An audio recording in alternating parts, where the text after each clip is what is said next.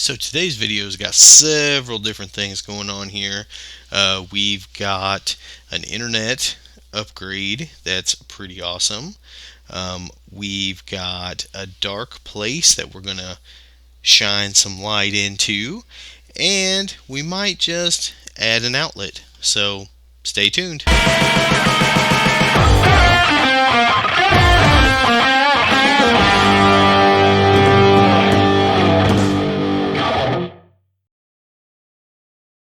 All right, guys. So little update here. Got the new internet installed.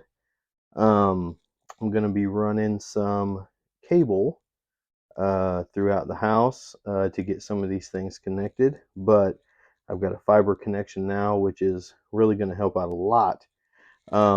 So anyway, let me show you kind of the connection speed that I had kind of before, and then we can kind of do a comparison. All right, so stay tuned. Okay, so this is test number 1, which is my current ISP. So as you can see, with a download speed of like 11, 11.5, 12, it is pretty slow. Now I will have to say, it has been enough for me to do the things that I want to do, or need to do, but you just have to be pretty conservative as to how many devices are using that connection. Now, just for comparison's sake, I went ahead and ran a test just using my cell phone on my uh, cell phone network. So take a look at that.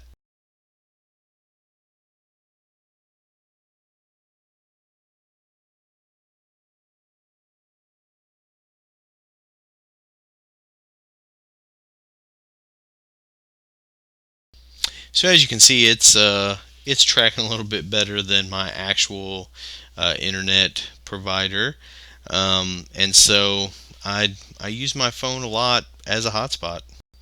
Okay, and so finally, this is the new ISP, basically just testing it on the wireless network.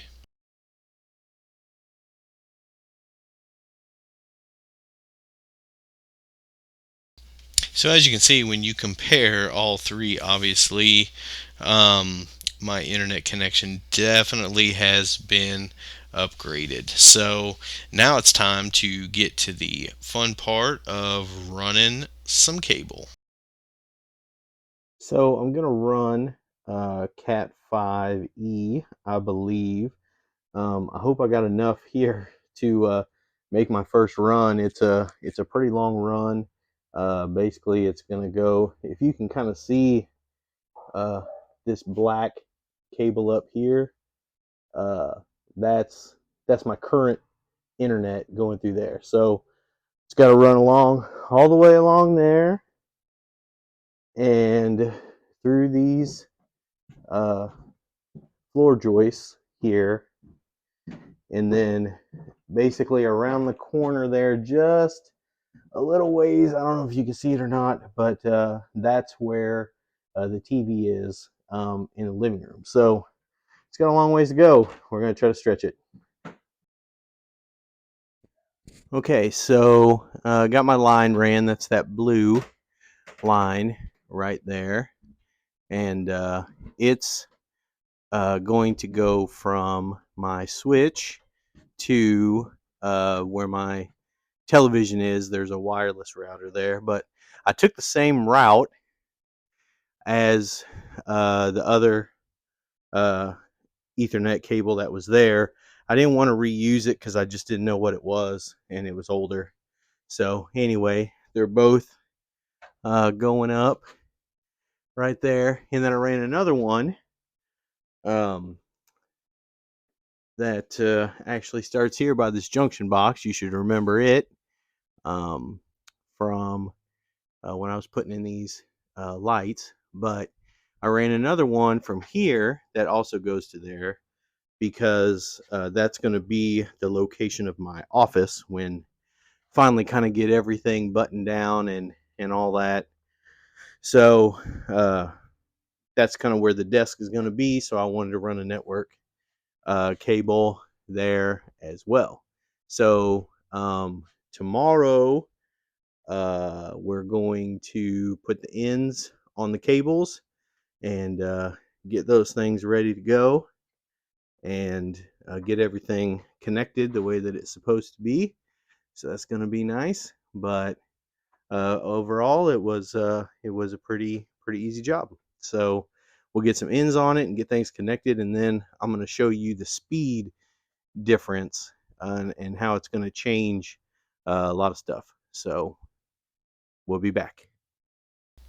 So I want to take a minute here, and I'm not going to go through all the steps and the whole process. There's lots of videos out there on YouTube to show you how to put the ends on Ethernet cable, but um, I kind of take for granted that everybody knows what this stuff is. I work with it sometimes on a daily basis, weekly basis. So inside that Ethernet cable, there's going to be four what they call twisted pairs, and basically what that is that's going to be like a blue, and then a blue with a stripe, an orange with a stripe, so on and so forth. um, and that's what you're going to put in the end. And like I said, I'm not going to create a video as to how to put these cable ends on. Like I said, there's a multitude of videos out there to kind of show you how to do that. But I did want to point out that there are two different standards. Well, there's more than two, but there's two common standards, which is the T568A and the T568B. But honestly, you can put the wires in any order that you want to. You just have to make sure that they're in the same order on both ends. All right, so now on to the next job. So we have a closet that's upstairs that it's really just kind of like a coat closet, but there's no light in it, and so it's always dark. So what I wanted to do is put a light in there, but to make it even extra special, I wanted it to be tied to my solar power system on the AC side. So I'm pretty excited about doing this because it is the first time that my solar power has been brought up upstairs to the main level.